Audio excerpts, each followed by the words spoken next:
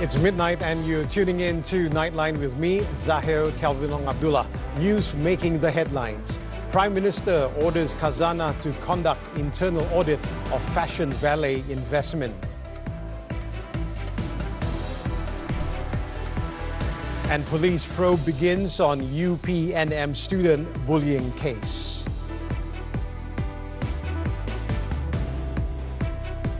Prime Minister Datuk Sri Anwar Ibrahim on Saturday has instructed Khazanah Nasional Berhad to conduct an internal audit regarding the 43.9 million ringgit in investment losses in FashionValet Sendirian Berhad.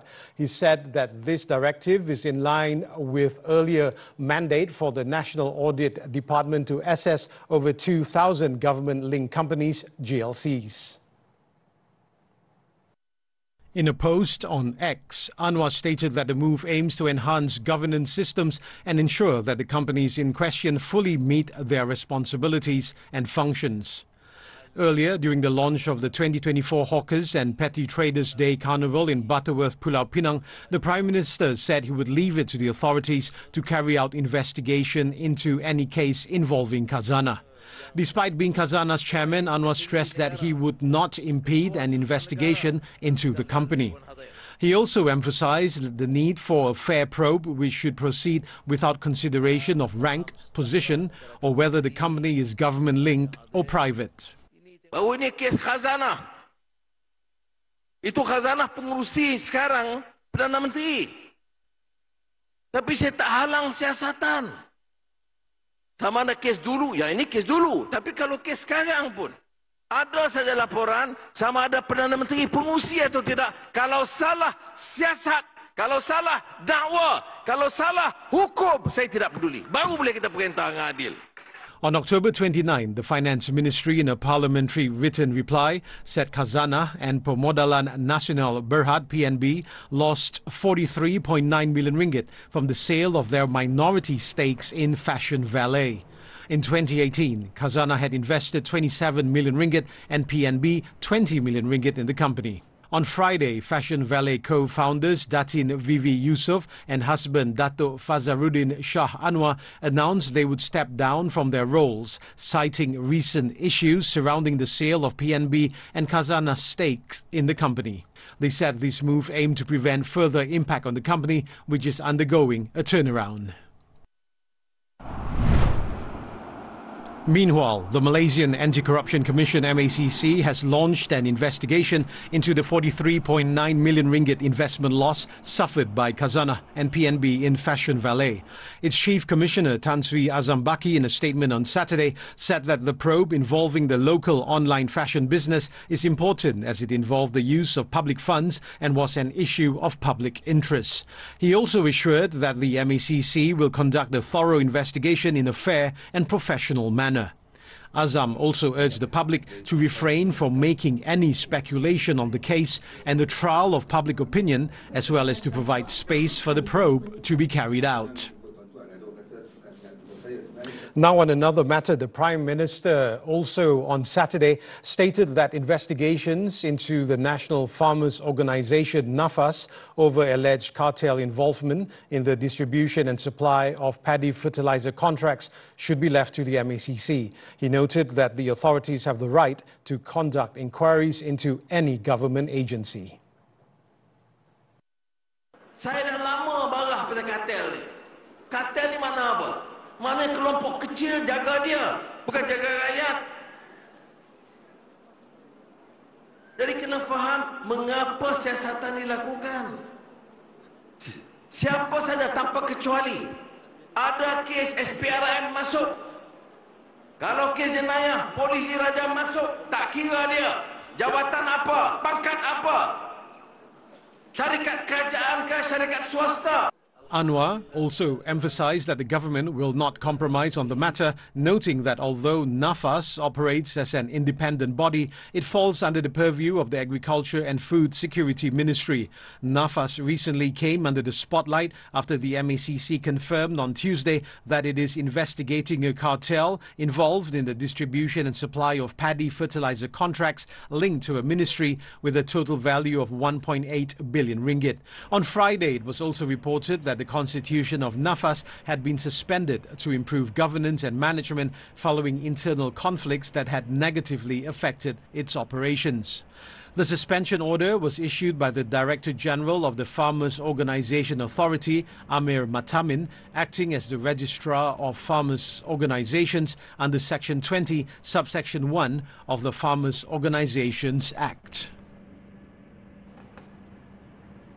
Now, at a separate event, Anwar said that leakages and wastage in government subsidies allocated to the people must be effectively addressed through accurate data information provided by the Department of Statistics Malaysia, DOSM.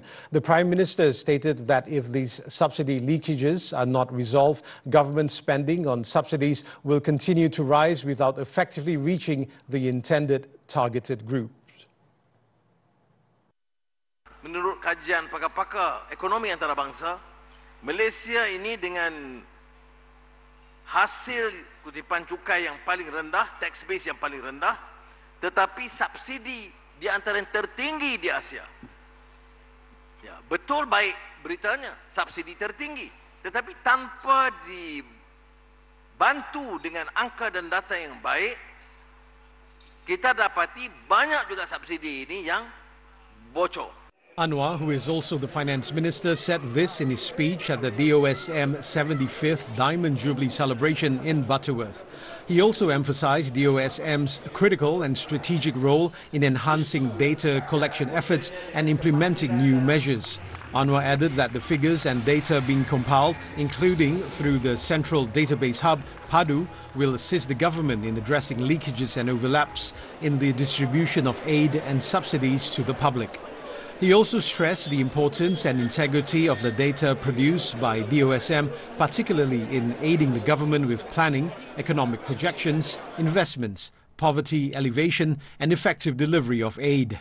In addition, DOSM staff should also receive training, particularly in the fields of digital technology and artificial intelligence (AI), to enhance their expertise and capabilities in data collection. Police on Saturday have initiated an investigation into the alleged bullying case involving a second-year cadet officer at University Pertahanan Nasional Malaysia, UPNM. Inspector General of Police Tan Sri Razaruddin Hussein said that an investigation paper was opened after the 20-year-old victim lodged a report. According to Razaruddin, the victim's statement was recorded at the Cheras District Police Headquarters in Kuala Lumpur at 8:23 p.m. on Friday. The victim was also advised to go to a hospital to confirm his injury. Berdasarkan laporan ini juga dikatakan kejadian berlaku pada 22 Oktober yang lalu. Jam lebih kurang 11.45 malam di bilik asrama UPNM itu sendiri. Suspek dalam kes ini berumur lebih kurang 22 tahun dan dikenal pasti, juga dikenali oleh pengadu atau mangsa itu sendiri. In the incident, it was alleged that the victim was ordered by the suspect, a fourth-year cadet officer, to iron his shirt, and while he was doing so, the suspect snatched the iron and pressed it on his chest. Razaruddin added that the victim was scolded in the incident, which happened in the presence of several of his seniors. On Friday, Prime Minister Dato' Sri Anwar Ibrahim said that the government does not tolerate bullying culture in any educational institutions. He also instructed the Higher Education Ministry and Education Ministry to take a stronger stance on the matter. Meanwhile, police have also summoned the suspect involved in the alleged bullying case. Kuala Lumpur Police Chief Datuk Rusdi Muhammad Isa said that the suspect's statement was recorded at the Cheras District Police Headquarters on Saturday. He added that a witness, who is the suspect's roommate, was also called upon to assist in the probe. The case is being investigated under the Penal Code for voluntarily causing hurt using dangerous weapons. A popular modern Dikir Barat singer from Kelantan was among 6 Malaysians detained in Sungai Golok, Thailand on Friday for alleged possession of drugs. Bukit Aman Narcotics Criminal Investigation Department NCID Director Datuk Sri Kor Kok Chin said the 6 individuals, including 3 women aged between 25 and 32, were nabbed by Thai police at a hotel at about 6 a.m. According to KOR, Bukit Aman and Kelantan police are working with their Thai counterparts to investigate the background of the 6 individuals involved and determine whether they are connected to a drug syndicate. Further investigations into the case have also been conducted by the Thai police. The 29-year-old singer, as well as the 5 other suspects, are believed to have crossed into the border town for leisure during the Deepavali holidays. They were detained after leaving an entertainment center near their hotel. During the arrest, Thai authorities also seized 6,000 yaba pills valued at over 90,000 ringgit. It is understood that the 2 unidentified individuals were able to escape during the police raid. All those detained were then taken to Sungai Golok police station for further action. In Pulau Pinang, a teenager died on Friday while charging his phone on an express bus at the Penang Central Bus Terminal in Butterworth. The deceased, identified as 18-year-old Muhammad Noor Asmawi Jasmadi, had boarded the bus at 6 p.m. for a journey to Kuala Lumpur Central Station when the incident occurred just 10 minutes later. Seberang Perai Utara Police Chief Assistant Commissioner Anwar Abdul Rahman, in a statement on Saturday, said police were notified about the incident at about 7:40 p.m. Checks reveal burn marks on the victim's left fingers, believed to have been caused by electrocution while using the power outlet on the bus for his mobile phone. According to the bus driver, a passenger heard the victim screaming and was foaming at the mouth when the incident occurred. An ambulance was called. However, medical personnel confirmed the victim was dead upon arrival before sending the body to Seberang Jaya Hospital for post-mortem. The case was classified as sudden death. In Kedah, a woman drowned after being swept away by strong currents caused by a water column during a Deepavali outing at Taman Eco Rimba, Sungai Sedim near Kulim on Saturday. Kulim High-Tech Fire and Rescue Station Chief, Senior Assistant Fire Superintendent Azmir Hassan, said that the victim was identified as 41-year-old A. Kasturi. Kasturi was on a picnic with her family by the river when the sudden surge occurred. Azmir added that a rescue team was quickly deployed after a distress call was received at 4:02 p.m. Following a surface search, the woman's body was found by the fire brigade and public around 5:30 p.m. tangled in bamboo reeds about 1 kilometer from where she went missing. The body was then handed over to the police for further action. Amorim Sporting thrashes Estrella Sports when Nightline returns. Banyak aktiviti dan tarikan boleh anda sertai di Karnival Jom Heboh Babas Johor Bahru 1 hingga 3 November ini. Temui selebriti studio tonton drama sangat seperti Nabila Razali, Nafis Muaz, Kodi Rashid, Ashraf Muslim dan Anik Dura, personaliti media prima dan maskot Ejen Ali, Ejen Alicia dan Gogo Dino. Anda juga boleh sertai pertandingan, aktiviti menarik, pesta makanan, hiburan dan hadiah percuma untuk semua sepanjang hari. Jumpa anda di Padang B Angsana Johor Bahru Mall mulai jam 9 pagi untuk Karnival Jom Heboh Babas. Jom, jom, jom! Mungkin hadiah juga dari dia untuk saya. Berusaha jugalah kalau boleh nak rumah sendiri ya. Ribuan terima kasih bagi saya satu hadiah besar. Mak kita tak tunggu lama dah rumah baru. Gembira benar. Marilah dianjur kasih ni dengan POTMB ni memang TikTok lah sini selesa sangat. Tema pilihan duo terbaik untuk minggu kedua. Saya akan pilih hip hop. Minggu ni memang tak bagi pesan lah. Kita akan buat lagi yang terbaik. Kita nak lock dah lagu Eminem. Takut ni lah. Kejutan dia lah. Surprise! Saya akan pastikan korang semua balik back hit masing-masing. Kreativiti persembahan diteruskan pada minggu ketiga. Saksikan Family Duo Ahad ini 9 malam di TV3 dan stream juga melalui Tonton. Alah, dah habis tak sempat nak tengok. Drama TV3 Mak? Tengok je lah, tonton. Telefon nak buat? Meh, telefon Mak. Mula-mula Mak buka tonton, lepas tu tekan sign up here untuk buat akaun baru. Isi nombor telefon, email dengan password. Masukkan nombor TAC dan siap. Ya, senang je. Jadi tengok dasar? Boleh lah. Jadi dah drama Mak tu.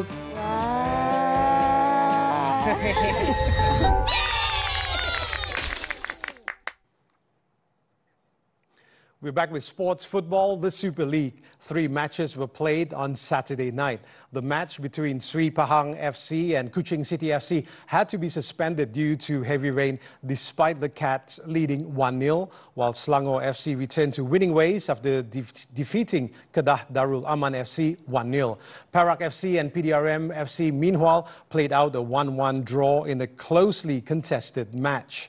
At the Selayang Municipal Council Stadium, both teams struggled to find a breakthrough in the first half. The deadlock was finally broken in the 57th minute when PDRM's FC's Arimu Timothy slotted home the opening goal, giving his side the lead. Perak FC, however, was quick to respond as Luciano Goicoechea found the back of the net 12 minutes later to level the score at 1-1. Despite some late pressure from both sides, neither team was able to secure a winner, and the score remained unchanged until the final whistle. Still on football, the Liga Portugal, Ruben Amorim oversaw Sporting Lisbon's 5-1 thrashing of relegation-threatened Estrela Amdorat home on Saturday ahead of his switch to Manchester United to replace Erik ten Hag. Sporting's forward Victor Gyökeres opened the scoring with a close-range strike in the 19th minute before blasting in his second goal just 12 minutes later, capitalizing on defensive mistakes from Estrela. Stunned, the visitors pulled one back with a goal from Rodrigo Pinho in the 35th minute. But Gyökeres, in fine form, crushed any hopes of an Estrela comeback by converting a penalty to complete his first half hat-trick. After the break, the 26-year-old added to Estrela's misery by scoring his 4th goal in the 70th minute before Maximilio Araujo sealed the 5-1 rout for the hosts 5 minutes from time. The win moved the league leaders 6 points clear at the top of the table, with Sporting next facing Manchester City in the Champions League before Amorim brings his time in Lisbon to a close with a trip to Braga on November 10.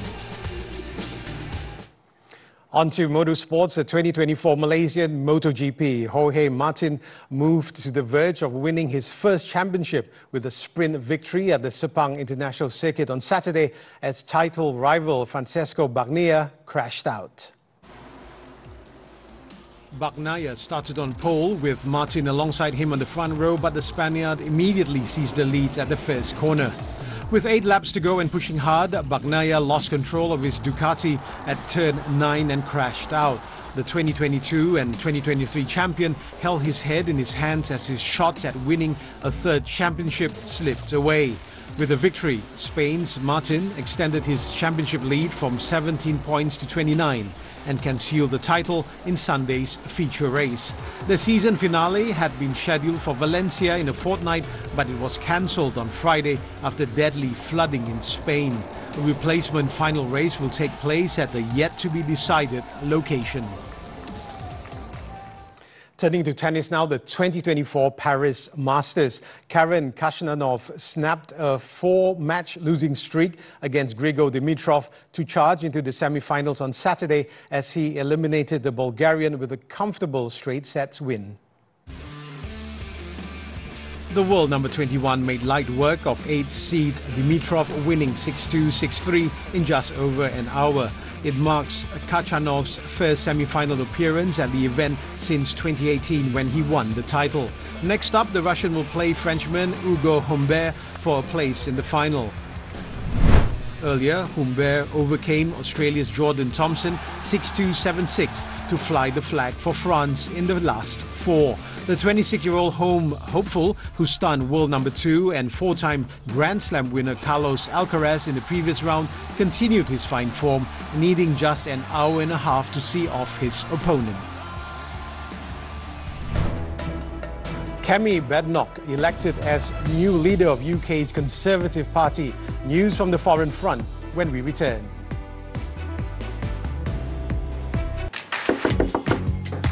Cepat. Uji bakat 1 in a Million bersama Kalpis dah mula ni. Takkan nak nyanyi depan cermin je. Tunjukkan juga bakat lain macam menari ke, boleh bermain alat muzik ke, lagi on. Boleh solo, duo atau berkumpulan. Muat naik video nyanyian anda ke TikTok atau hadir ke lokasi uji bakat berikut. Dapatkan info lanjut di media sosial yang tertera. Segar rasa, sedap suara. 3 identiti, 1 misi. Si ayah seorang perisik. Si ibu pembunuh upahan. Dan si anak dengan kuasa telepati. Berpura-pura menjadi keluarga, tetapi ada rahsia yang disembunyikan. Saksikan Spy X Family setiap Ahad 11 malam di TV3 dan stream sekarang melalui Tonton. Ingatkan sihat, rupanya sakit. Saya pernah kehilangan seorang sahabat akibat sakit jantung. Ketika itu usia dia baru 26 tahun. Apabila kita cuba menghindar melaksanakan saringan kesihatan, pengesanan penyakit yang terlewat. Mentaliti sebegitu boleh memakan diri. Saringan awal kesihatan ni amat diperlukan. Saringan kesihatan mencegah lebih baik. Kami bawakan dalam Hello Doktor, Ahad 5.30 petang di TV3 dan stream juga melalui Tonton. Apa yang kelakar sangat tu, Kak? Ni tengah tengok drama baru dekat Tonton ni.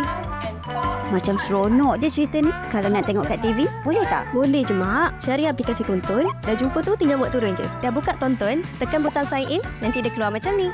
Dia ada bagi link. Tapi nak senang, imbas je kod QR ni. Masukkan je ID dengan password. Sekarang ni tinggal cari snack dan main drama.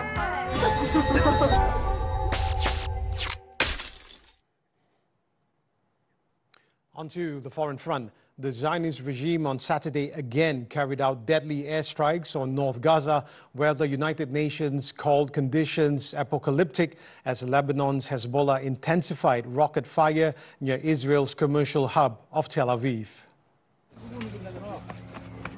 A joint statement by UN agency heads said that the situation unfolding in North Gaza is apocalyptic, adding that the area has been under siege for almost a month, denied basic aid and life-saving supplies, while bombardment and other attacks continue. The Zionist military in the meantime said that troops were operating in central Gaza and Rafah in the territory's far south, while witnesses said Zionist drones and boats opened fire on Al-Mawasi in South Gaza. Medics and Gaza civil defense rescuers reported 3 people killed in a strike on Nusayrat, a day after reporters' photographs showed the blood-stained shrouds of several people killed there by an Israeli strike. Meanwhile, Hezbollah announced that it launched a drone attack on an Israeli airbase south of Tel Aviv, claiming the strike successfully hit its target. The group said it deployed a squadron of attack drones against the Palmachim airbase, which reportedly houses a military research center and radar systems for Israel's Arrow missile defense. Meanwhile, Iranian Supreme Leader Ayatollah Ali Khamenei on Saturday has warned Israel and the United States of a crushing response for actions against Iran and its allies. Khamenei warned that both the Zionist regime and the US will face severe retaliation for their actions against Iran and the Iranian people, while also referring to Iran-aligned groups such as Yemen's Houthis, Hezbollah, and Hamas. The 85-year-old Supreme Leader, however, did not elaborate on the timing of any attack or the scope. He had previously struck a more cautious approach, saying officials would weigh Iran's response and that Israel's attack should not be exaggerated nor downplayed after the Zionist military launched strikes last week on military bases in Iran, hitting about 20 sites over several hours in Ilam, Khuzestan, and Tehran. Heavy rain slammed southwestern areas of Japan on Saturday, prompting officials to issue evacuation advisories. According to public broadcaster NHK, Typhoon Kongray, which turned into a low air pressure, brought a rainfall of 100 millimeters in an hour in Matsuyama City in Ehime Prefecture, prompting officials to issue an evacuation advisory for the elderly. Following the heavy rains, footage showed vehicles and pedestrians traversing heavily in undated streets in Matsuyama. Matsuyama had earlier issued the top-level warning, urging 189,552 residents in its 10 districts to take immediate life-saving action. The Japan Meteorological Agency also urged caution against potential landslides, flooding of low-lying areas and rapid river rises, advising people to avoid unnecessary travel, especially near the rivers. In the UK, Kemi Badenoch won a race on Saturday to become the new leader of the Conservative Party, vowing to return the once dominant party to its founding principles to win back voters who handed the Conservatives their worst election defeat in July. Badenoch became the Conservatives' fifth leader since mid-2016, after 53,806 party members voted in favour of her over a former immigration minister, Robert Jenrick, in the final stage in a long contest that saw a field of 6 whittled down to 2.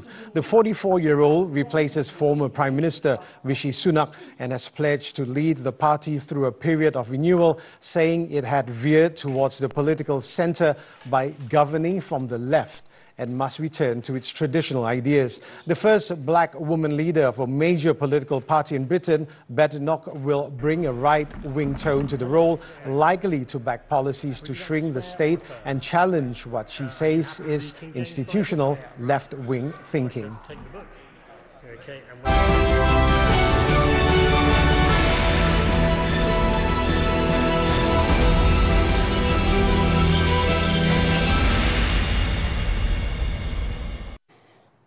With just 2 days before Tuesday's 2024 U.S. Election Day, Kamala Harris and Donald Trump entered the final weekend of the most tense presidential campaign of modern times, with a flurry of swing state rallies that will test their stamina and ability to persuade the country's last undecided voters. Harris, bidding to become the country's first woman president, will use rallies in Georgia, North Carolina and Michigan on Saturday to drive home her message that Trump is a threat to U.S. democracy. Trump, on the other hand, promises a radical right-wing makeover of the government and aggressive trade wars to promote his policy of America First. The 78-year-old will all but cross paths with her again as Trump makes whistle stops in North Carolina, Virginia, Pennsylvania and Georgia. Early on Friday, Harris and Trump held a full day of campaign events, concluding with rallies in Wisconsin's largest city, Milwaukee. Appearing alongside union workers at a rally, Harris accused Trump of being a threat to the labor movement, saying his track record has been a disaster for working people. She had also lambasted Trump over his verbal attack on Liz Cheney. Trump had previously attacked Cheney, suggesting the former legislator who has endorsed Harris in the race to the White House should face combat with guns trained on her for her policy stance. Meanwhile, Trump's rally, about 16 kilometers from Harris's rally, was joined by Republican politicians and other supporters such as Robert F. Kennedy Jr. He called Harris a low IQ person and vowed to save the economy from total obliteration in a 1.5-hour-long meandering speech that touched on top campaign issues, including the economy and foreign policy, but also featured threats to curb press freedoms and a lengthy discussion of his own rhetorical style. So far, data firm 538 polls tracker showed Harris with a slim lead of about 1.2 points nationally.